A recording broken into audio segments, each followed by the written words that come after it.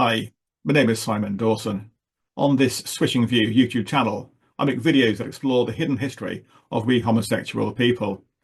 This is the first of a series of videos I'm calling Queer Ministry. By queer ministry, I mean those people who are homosexual or gender variant or third gender or two-spirit or whatever label you choose to use, who are involved in spirituality or religion as priests or shaman or spiritual leaders in some way. In response to viewer feedback, this is a re-edited version of a video I first put out in December 2024. Firstly, I've cut out a long introduction which simply repeated stuff that's already up on some intermediate types videos. But secondly, I'm making more time for the study of patriarchy and to explore some new research that's only come out in the last 10 years. It used to be thought that the world was patriarchal. Men were dominant and aggressive. Women were nurturing childbearers, and that's the way that the world was, both in the human kingdom and in the animal kingdom. But recent research is challenging that and saying that actually right across the world in early history, patriarchy did not exist. There was quite strong gender equality, and women had great autonomy, both personally and sexually. What's interesting is to put that research into patriarchal history alongside LGBTQ history. This research tells us that patriarchy happened at different times in different parts of the world.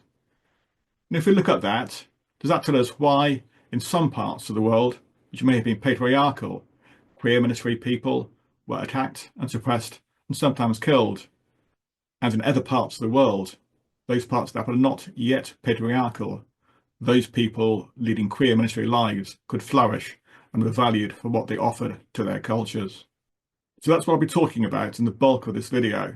But before that, I want to briefly go through some key concepts like gender, patriarchy, and even queer ministry, just to make sure that when I use words like those, then you and I are talking about the same thing.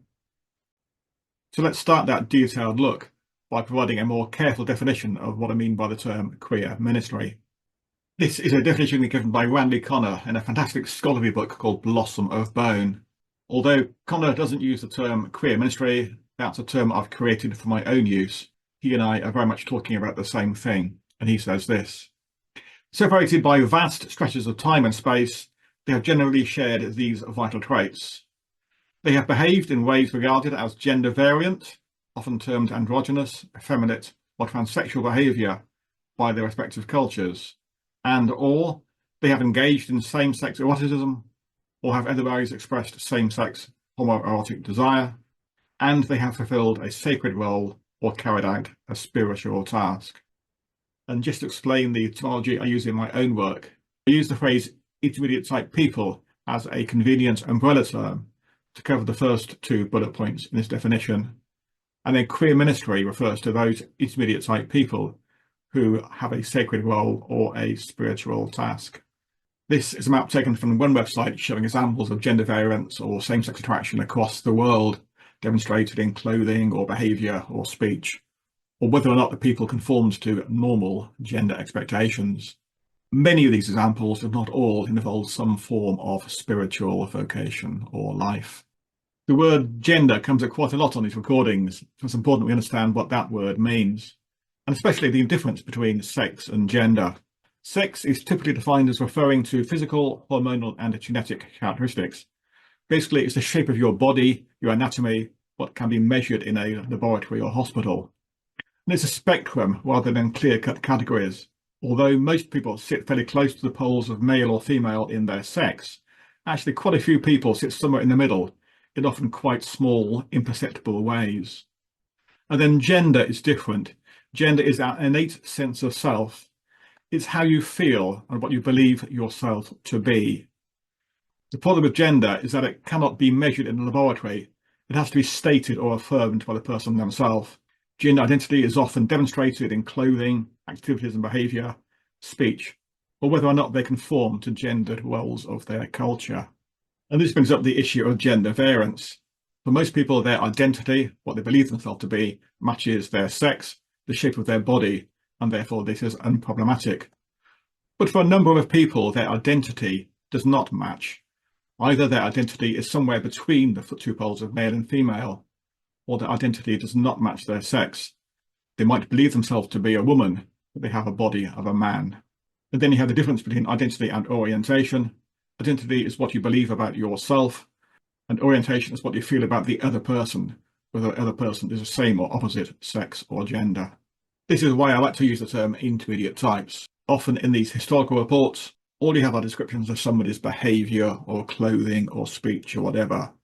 You can't be certain whether this is a case of gender identity or same-sex orientation or both or something else entirely. And so an overall umbrella term, intermediate types, that refuses to define things too closely can be really helpful. So having looked at gender variance, there's two more issues I want to look at before we move on to the case studies. And those two issues are patriarchy and colonialism. I mentioned them both in the various introductory videos, but I think it'd be helpful to bring these various ideas together into one more structured picture before we move on. In the homosexuals in history video, I said you can't simply study homosexuality or gender variance in the abstract as a construct. These were people living with some form of disposition, homosexuality or gender variance in a community, and the people would be affected by the community and may in turn have an effect on the community they live within. And therefore you have to study the community, the culture, as well as the person themselves. And within that culture, whether that culture was patriarchal or not has a significant effect, many books have argued, on the attitude towards homosexuality or gender variance. In a patriarchal culture where men were dominant and women were somehow less, then a man who chooses to act like a woman would be a sort of double whammy against him, and that man could be considered shameful or acting against God's will in some way. But in a non-patriarchal culture where perhaps women were equal, then a gender variant man could be actually valued for the way that man brings together both the female and the male qualities in one person and be incredibly useful, or regarded as being useful to that culture. And so the effects of patriarchy is important to consider when considering the lives of gender variant people within the culture. So with those thoughts in mind, I think it's worth spending time here on a short study of the history of patriarchy. My own thoughts are taken from this book, which is a fantastic book, The Patriarchy, How Men Came to Rule by Angela Saini. I will say that this work on patriarchy is quite recent, only just beginning to hit the mainstream after 3 or 4 decades of being inside academia. And so these ideas might be quite new to you and to many people, but they are worth looking at to see how new thinking on patriarchy may affect and change our thinking on intermediate type people. At this point in the video, it's worth saying that I use a lot of experts and academics in these recordings. And if you find a text and resources link on my website, switchingview.com, or on the page linked to this YouTube video, then you'll find a PDF document which cites the sources of all the evidence I've used, so you can check things out for yourself. Where I can, I've used easily available books and websites and newspaper articles rather than hard to access academic texts. There's also quite a lot of advice for further reading to follow things up for yourself. And whilst we're talking about YouTube, if you click on the subscribe button and the little bell icon, then you'll be sent an email each time I upload a new video. If you can do me a favour, if you click on the like button, then that makes the YouTube algorithm a lot more likely to send these videos to other people with similar interests. Thank you. And now back to the video. So let's start by defining patriarchy. This is taken from an essay by Angela Saini on the National Geographic website, which I'll link you to in that text and resources document. She writes how the English theorist in 1680 defined patriarchy as the natural rule of a father over his family and a king over his estate. The key concept here is not the dominance of a man, the dominance of a father within his family. The man has authority within his family, and the woman is subservient and has a limited domestic and child rearing role. And to mirror that, then the king has authority over the state, and the god is the father of creation. Because these concepts were taken into Judaism and Christianity, you have the idea that patriarchy is a natural, universal human condition ordained by God. But that idea of patriarchy as being the natural, universal condition has been challenged over the last 60 years. That challenge happened in two phases. The first phase argued that matriarchy preceded patriarchy. Scholars looked at these fertile, nurturing goddess images from across the world and looked at early classical texts and reports from indigenous cultures given to us by anthropologists to argue that before patriarchy was in the world, there was a much more peaceful, nurturing, matriarchal, female-dominant culture. That idea gained significant pushback. Firstly, people argue that cultures across the world were hugely varied. You cannot simply argue for one single matriarchal culture. But also they criticised this matriarchal idea as being essentialist. Women weren't always nurturing and peaceful. There are many examples of women being warriors or as aggressive, dominant rulers of states. But then a second phase of scholarship came along, arguing not for matriarchy, but for biarchy. And again, biarchy is a phrase I'll come up with myself as shorthand for this scholarship. Rather than male or female being in charge, in fact, the idea of biarchy was that it is egalitarian with feminine cause. The authority was shared within cultures between men and women, rather than having one or the other in charge. Having said that, these cultures were often matrilineal. Inheritance and family names were passed down through the female, not the male side. But the important thing to bear in mind is that there is huge variation across cultures. Whilst many cultures were biarchal in some way, you cannot say they were all the same. For example, in some cultures, men and women had different roles. Other cultures, men and women could be sort of gender blind, take on the same roles, and many cultures had women acting as hunters or warriors alongside the men. The best description of this new scholarship, the more nuanced scholarship, comes from Randy Connor, and he said this: Neolithic cultures were relatively matrifocal, peaceful, and non-hierarchical in the social arrangement. It should be noted that proponents of this theory do not necessarily believe that matriarchy preceded patriarchy. It's more likely that roughly egalitarian societies in which women and men shared responsibilities and power preceded patriarchal forms of cultural organisation. So having described these ideas of biarchy and patriarchy, I think you can see why I think the study of patriarchy is important to the study of intermediate-type people and queer ministry. But the important thing to look at is the timing. When and where did this transition from biarchy to patriarchy happen? It happened at different times and in different parts of the world. As I talk through this transition, please focus on two things. Firstly, to notice those vast areas of the world where patriarchy did not happen until quite recently. And in these areas, then, queer ministry was free to flourish unimpeded. And then when this transition finally happened with colonialism, how relatively recent it was, only in many places in the last 100 or 200 years. There are many people in the world today whom this transition into patriarchy and the suppression of women's roles and the suppression of queer ministry is in their parents' or grandparents' living memory. It seems that this transition happened in two phases. No one's quite sure as to why patriarchy happened in the first place, but scholars seem to agree that it first became dominant in Mesopotamia and developed slowly over 3,000 or 4,000 years, 2 steps forward, 1 step back, as the Sumerian, Akkadian, Babylonian, Persian, and other empires succeeded each other one by one. And then patriarchy was taken nearly fully developed into the Roman Empire. What's interesting is that you can see the slow succession from biarchy to patriarchy in the writings left to us by the various different cultures. In the early stories of the goddess Inanna, then Inanna is a hugely powerful woman, fiercely independent both personally and sexually, and she is served both in the divine world and in the human world by gender-variant priests.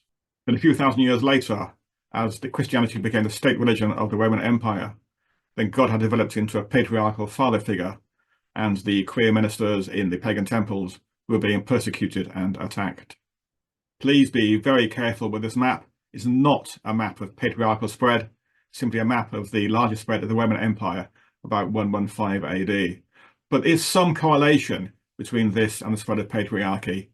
The thing to note is those huge areas of the world where patriarchy did not happen. Huge continents were totally untouched. But within Europe, then this Christian, patriarchal, anti-queer ministry feeling persisted for the next 1,500 years. And then phase 2 of this patriarchal spread was the European colonial takeover of virtually the rest of the world. And these countries took with them their Christian patriarchal teaching and a powerful suppression of queer ministry and other expressions of homosexual behaviour. And if you look at these timings, you'll understand how, if you look across the world now, you see a sort of patriarchal heteronormativity, which seems to be almost universal. But that was not the case across vast swathes of the world only a couple of hundred years ago. We've now come to the end of the introduction and the theory, and can move on to what is hopefully the much more fun bit, looking at case studies of queer ministry across history.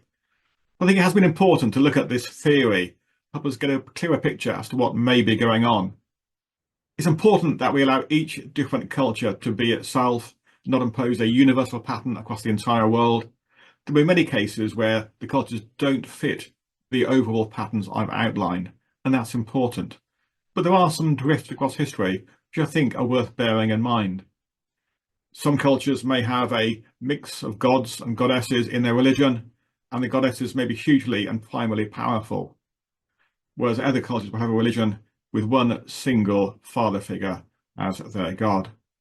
In some religions, expressions of queer ministry would be welcomed into their temples. Other religions would find such things to be totally unacceptable. But if we keep these ideas about patriarchy and biarchy in the back of our head as we look at these case studies, it may help us to make sense to a certain extent of what is going on. Before I sign off, I'll just remind you that this video is part of a series on queer ministry I'm planning, which I'll upload to the channel as and when I can. This first video, the introduction, is the theory as you've seen. The next video, we'll look at case studies of queer ministry across the world, but looking in areas where patriarchy was not strongly embedded and queer ministry was free to flourish unimpeded.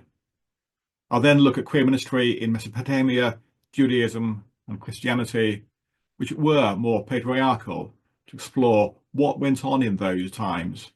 And more importantly, can we use these new research, our new understandings of what queer ministry is, to push back against what I think is old-fashioned Christian teaching and argue that Christian understandings of homosexuality and gender variance need to be updated. And as part of that pushback from the underside of history, we're doing some Bible study, looking at what modern scholars are saying about the stories of Jacob and Joseph in the Hebrew scriptures and the Ethiopian eunuch in the New Testament, to argue that these are clearly stories of gender variance or homoerotic behaviour, and that we need to see them very clearly as such in our Christian teaching. We've now come to the end of the video. I hope you've enjoyed it and found it interesting. Before I sign off, just a few reminders. If you go to the switchingview.com website, you'll find a schedule of all the videos I have uploaded and plan to upload. You'll also find a link to the text and resources document where I list all the evidence I've used in this video and some recommendations for further reading if you want to follow things up for yourself. Don't forget to click like and subscribe if you want YouTube to send you further videos like this one. And finally, can I ask you a favour? I've put a lot of work into these videos. I want them to be seen by the largest number of people. So if you have a friend or a colleague who you think would be interested, please do pass it on. Please do spread the word. That's all for now. Thank you.